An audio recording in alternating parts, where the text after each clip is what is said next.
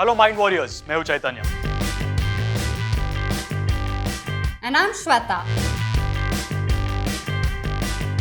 And welcome back to another exciting episode of Mind Benders.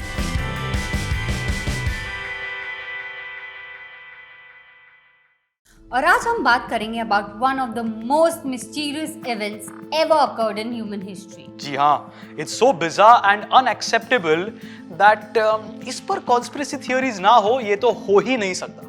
Exactly.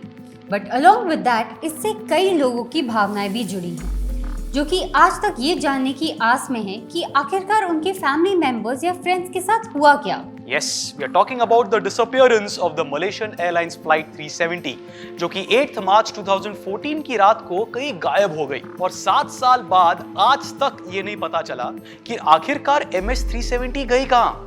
मार्च 8, 2014 को Malaysia airlines flight 370 that is MS-370 Kuala Lumpur international airport Malaysia से Beijing के लिए उड़ान भरती है with 227 passengers in it. 12 crew members को मिलाकर इसमें टोटल 239 लोग होते हैं। फ्लाइट टेक ऑफ के कुछ ही देर बाद मलेशियन एयर स्पेस से वियतनामीज एयर स्पेस जाती है। इस वक्त फ्लाइट को उड़ान भरे कुछ 38 मिनट्स हुए होते हैं, पर तभी अचानक से MS-370 रडार से गायब हो जाती है। जब कंट्रोल रूम से फ्लाइट के क्रू मेंबर्स के साथ कांटेक्ट करने की कोशिश की जाती है तो कोई रिप्लाई नहीं आता। जी हाँ, और 4 घंटे के इंतजार के बाद ये कंक्लूड किया जाता है कि प्रोबेबली प्लेन और उसमें बैठे 239 पैसेंजर्स किसी ट्रबल में है या फिर प्लेन क्रैश हो गई है और फिर रेस्क्यू इन्वेस्टिगेशंस शुरू हो जाती है। सबसे पहले साउथ चाइना सी में ही MS-370 या फिर उसके रैकेज को ढूंढा जाता है, एज फ्लाइट रडार से डिसअपीयर होने से पहले आखिरी बार वहीं देखी जाती है with the help of 34 ships and 28 aircraft, जिसमें 7 कंट्रीज अपना हाथ बढ़ाते हैं।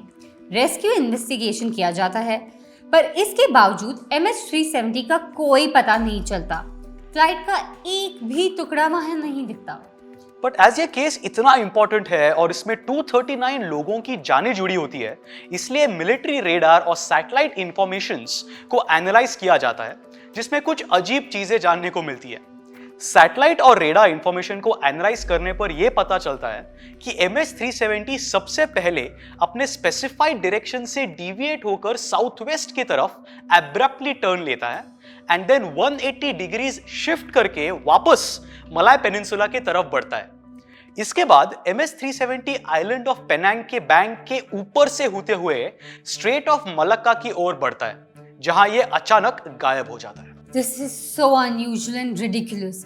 एक प्लेन भला अपने प्लान्ड फ्लाइट पाथ से इतना ज्यादा डाइवर्ट क्यों करेगा? वेल, इसका जवाब तो नहीं मिलता, पर ATSB मतलब the Australian transport safety bureau के इन्वेस्टिगेशन से ये पता चलता है कि MS-370 लगभग 1 घंटे तक अपने फ्लाइट पाथ छोड़कर डिविएट होता रहता है और इसके बाद एक और घंटे तक MS-370 ऑटो पायलट मोड पर भी रहता है कंटिन्यूअसली।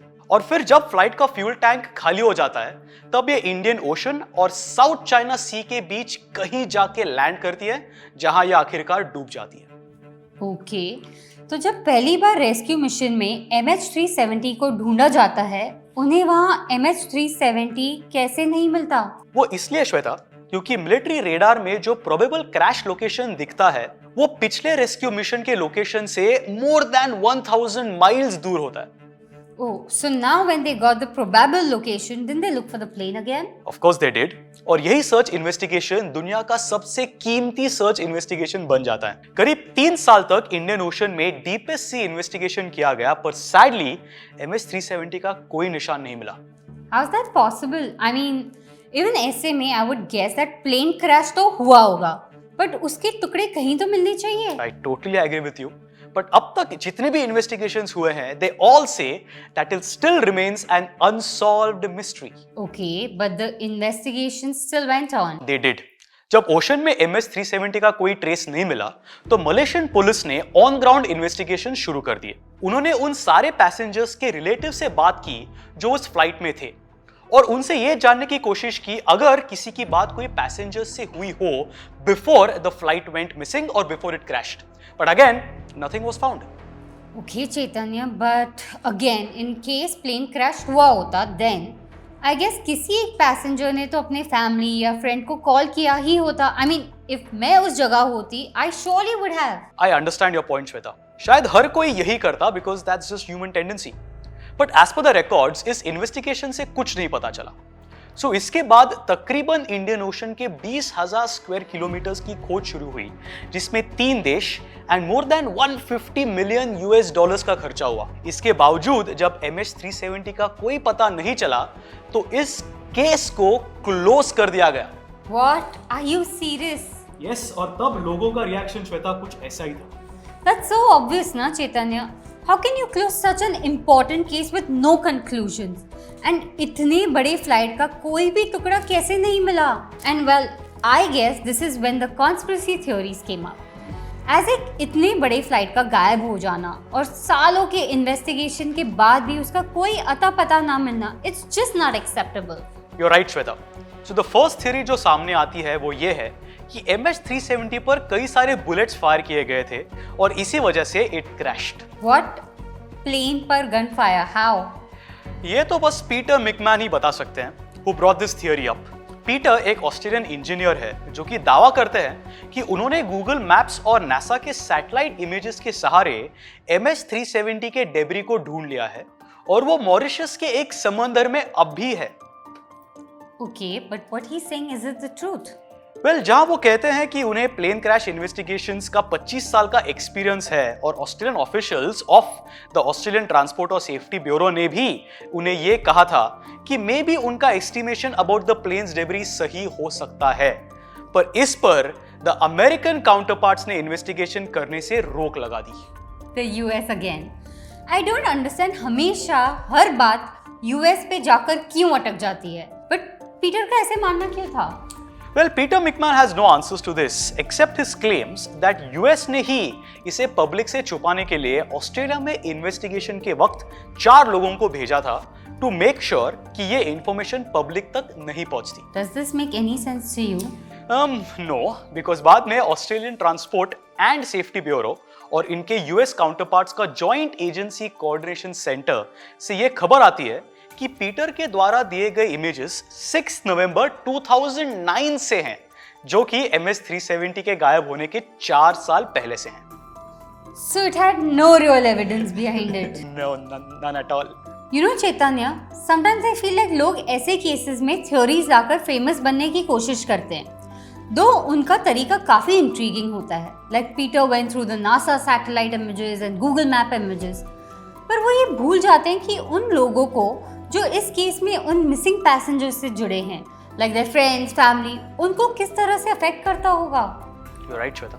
वैसे चैतन्य, while searching for more information about the MH370, I came across a book जिसे नॉर्मन डेविस, जो कि एक हिस्टोरियन है, उन्होंने लिखा है. वो अपनी किताब Beneath Another Sky, A Global Journey into History में ये कहते हैं कि आफ्टर द 9/11 केस, जिसमें यूएस के 2 एयरप्लेन्स को हाईजैक करके वर्ल्ड ट्रेड सेंटर से टकराया गया था, इसके बाद प्लेन्स के सॉफ्टवेयर में कुछ चेंजेस किए गए थे एंड इस नए सॉफ्टवेयर को हनीवेल सॉफ्टवेयर कहा जाता है. इसे इसीलिए किया गया सो दैट प्लेन हाईजैक के केस में प्लेन को रिमोटली कंट्रोल किया जा सके from the flight control. Oh wow, that is brilliant information. I didn't know about this.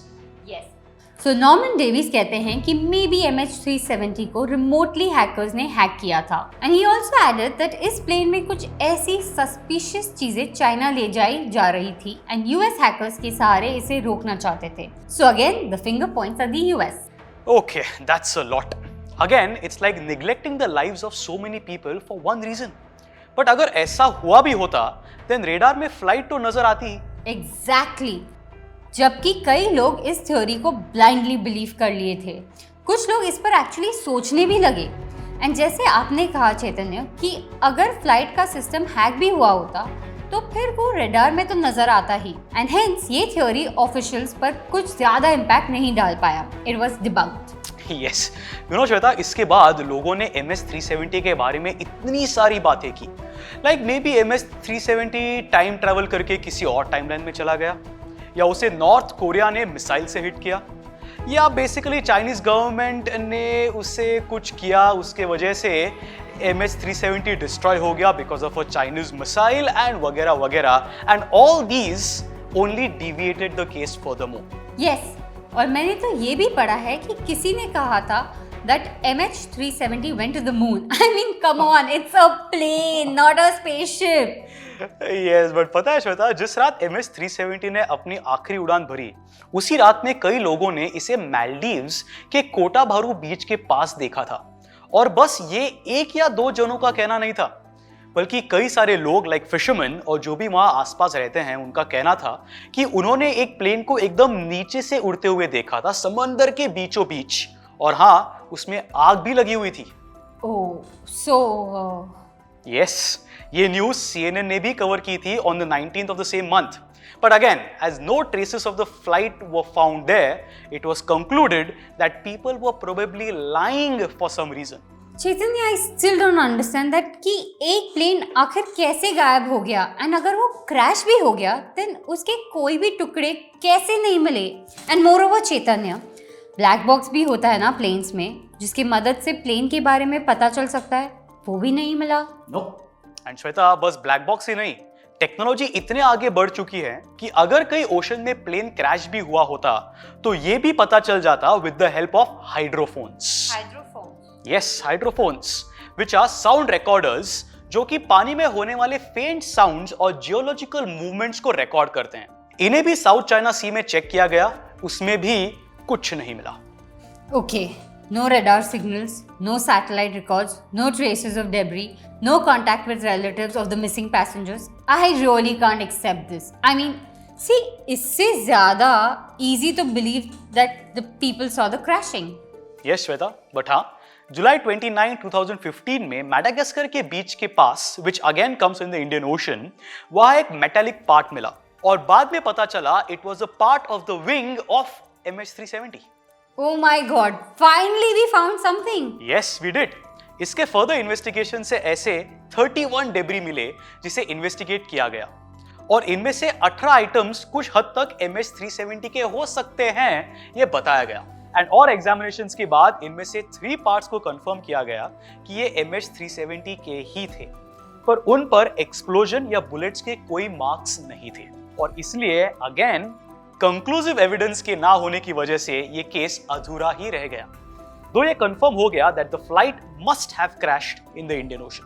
But still, conspiracy theories और हम सबके मन में जो क्वेश्चन अब भी है कि how did the plane crash, इसके बारे में कुछ नहीं पता चलता और ना ही anything conclusive at all. So the question still remains unanswered. What do you think, Chaitanya? See, Shweta, first of all, एक इतने बड़े फ्लाइट का गायब हो जाना और इतने सारे एफर्ट्स के बाद यही पता चलना कि हम उन पैसेंजर्स और फ्लाइट के बारे में कुछ भी नहीं कह सकते कि उसके साथ क्या हुआ था, it raises serious questions in my mind because we know that MH370 crash ही हुआ था. We have found some debris as well. We just don't have anything that could say how and why MH370 crashed, and that is extremely suspicious. You're right. So it seems like कोई conspiracy तो है MH370 के disappearance के पीछे, जो अब भी सामने आना बाकी है. And I hope it comes out soon. We hope so. So friends, ये थी कुछ conspiracy theories about the disappearance of MH370 flight. आपका इनके बारे में क्या सोचना है, या फिर you know something about it? Do let us know in the comment section below. And until we come up with some more intriguing conspiracy theories, keep playing Mind Wars Quiz only on the Z5 app.